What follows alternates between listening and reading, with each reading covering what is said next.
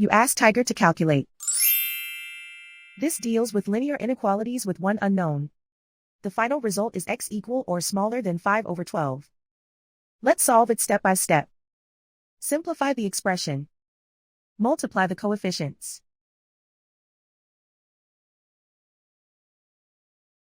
Swap sides.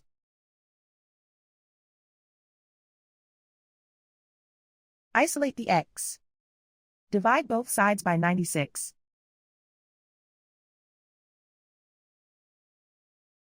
Simplify the fraction.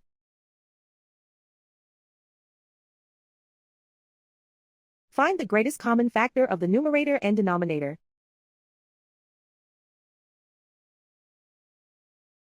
Factor out and cancel the greatest common factor.